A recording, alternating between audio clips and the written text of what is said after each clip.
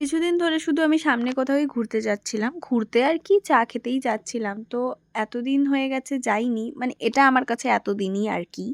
তো আমাদের হুট করেই প্ল্যান হলো যে তেলিপাড়ায় গিয়ে চা খাওয়ার। আমাদের অবশ্য হুট করে প্ল্যানটাই হয় কারণ এটাই বেশি সাকসেস হয়।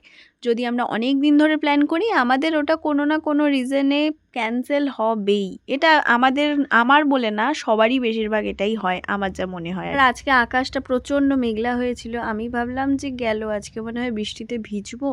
তাও মনে হলো যে না, বৃষ্টি বাদল ঝড় যাই আসুক আজকে একটু এদিক থেকে ঘুরেই আসি।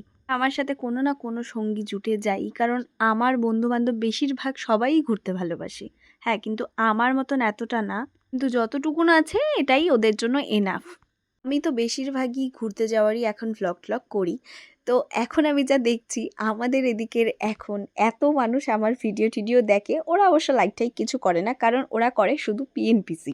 আমি কোথায় যাচ্ছি, কার সাথে যাচ্ছি, কি করছি, এটা ওদের খুব জানার কিউরিসিটি যে আমি কেন যাই আর আমার বাড়ির থেকে কেন এত পারমিশন দেয়। আমি বুঝি না ভাই এদের এত জ্বালা কেন মনে। আমি বুঝি না, না আমি যাচ্ছি ওদের টাকা দিয়ে, না আমি তেল ভরাচ্ছি ওদের টাকা দিয়ে, সব কিছু আমি নিজে করে আমার নিজের বাবার পারমিশন নিয়ে সব কিছু করে আমি ঘুরতে যাচ্ছি। আর ওদের পেছন জ্বলে যাবে। পেছন জ্বলে যাবে যখন, তাহলে এজগার্ড লাগিয়ে একটু বসে থাকো, শান্তি পাবে। অন্যের লাইফ নিয়ে এত ইন্টারেস্ট কেন আমি বুঝি না। নিজের দিকেও তাকাও, নিজের পেছনেও কিছু না কিছু আছে ঠিকই। বাই দ্য ওয়ে, কুকুর তো ভুগতে থাকবেই। অবশ্য কুকুরের সাথে তুলনা করে লাভ নেই, এদের কুকুরেরও মান সম্মান খুব বেশি এদের থেকে। যাই হোক, আজকের ব্লগটা এইটুকুই। পরের ব্লগে আবারও দেখা হচ্ছে। টাটা।